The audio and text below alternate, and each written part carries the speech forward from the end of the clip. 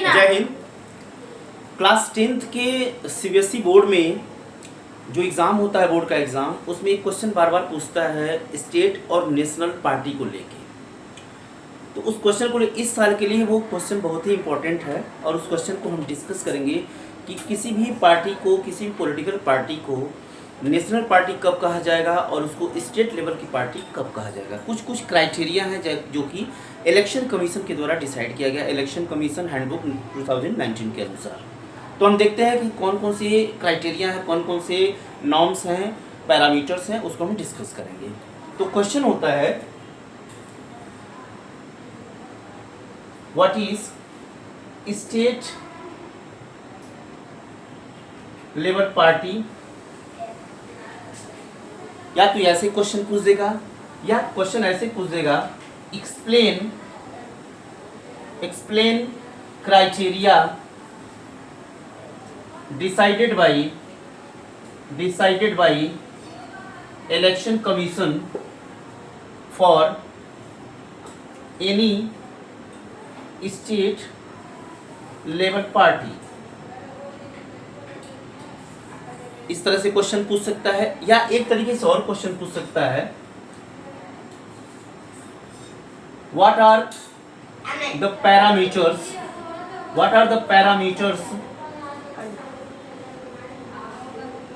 For state level party. अब कुछ parameters होते हैं, इसको और भी तरीके से पूछ सकता है कि क्राइटेरिया क्या है, कौन कौन से नॉर्म्स हैं इलेक्शन कमीशन के द्वारा डिसाइड किए गए हैं कि किसी भी पार्टी को, किसी भी दल को हम नेशनल स्टेट लेवल की पार्टी कहेंगे। तो कुछ क्राइटेरिया, उस क्राइटेरिया को हम डिस्कस करते हैं। अब इस क्वेश्चन की हम स्टार्टिंग कैसे करेंगे उसको हम देखते हैं।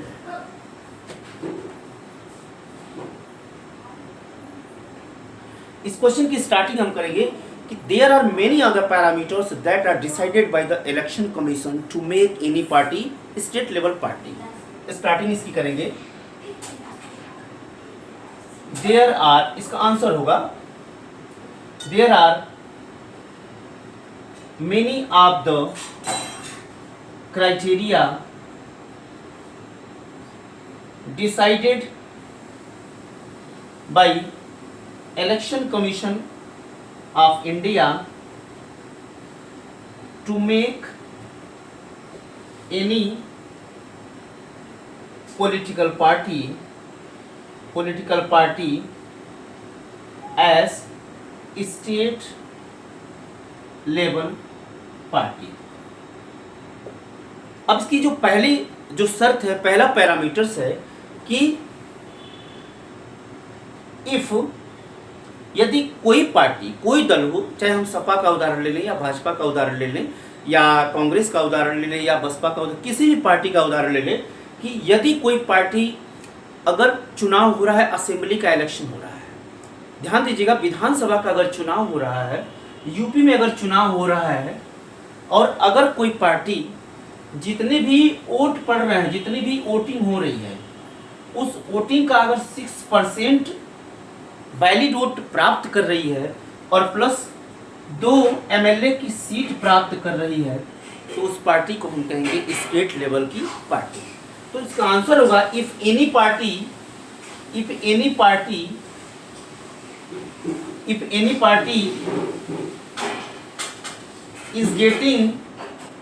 is getting 6% of total valid vote, getting 6% of total valid vote, including 2 MLA seat, यानी कि विधायक की सीट, 2 एमएलए सीट, अगर ये पार्टी 6% वोट प्राप्त कर रही है और 2 एमएलए की सीट प्राप्त कर रही है, तो उस पार्टी को इलेक्शन कमीशन हैंडबुक 2019 के अनुसार स्टेट लेवल की पार्टी का दर्जा दे दिया जाएगा। Total valid vote including 2 MLA party will B assumed as state level party, state level party. अगर इस पॉइंट को भी हम अगर लिख देंगे तो हमारा जो आंसर होगा वो कंप्लीट हो जाएगा। इसके अलावा अगर आपको नहीं याद आ रहा है तो यही सारे पॉइंट हम लिखेंगे। 6% of total valid vote including, अब 2 के स्थान पे सिर्फ 1 लिखना है, यहाँ पे इंक्लूडिंग 1, और जो एमएलए की सीट है इसके स्थान पे कर देना है मेंबर ऑफ पार्लियामेंट सीट। यानी ध्यान रखना है 6% of the valid vote, assembly का इलेक्शन जो हो रहा है 6% वैलिड वोट और 2 एमएलए की सीट, और अगर एमपी का जो चुनाव हो रहा है उसमें 6% वैलिड वोट और 1 एमपी की सीट, तो वो पार्टी क्या हो जाएगी, स्टेट लेवल की पार्टी हो जाएगी। दूसरा पॉइंट जो होगा कि अगर कोई पार्टी उस असेंबली इलेक्शन में टोटल वोट, जितने भी वोट पड़ रहे हैं उस टोटल वोट का 8% वैलिड वोट प्राप्त कर ले रही है, तो उसको हम स्टेट लेवल की पार्टी कहेंगे। If any party is getting total valid vote at least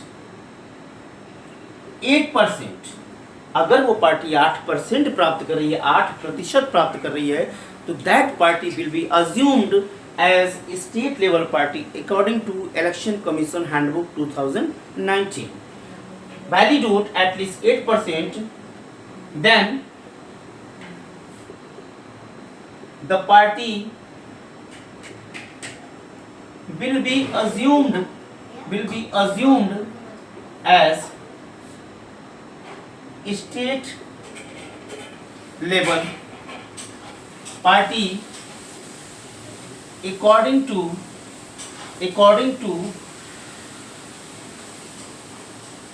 election commission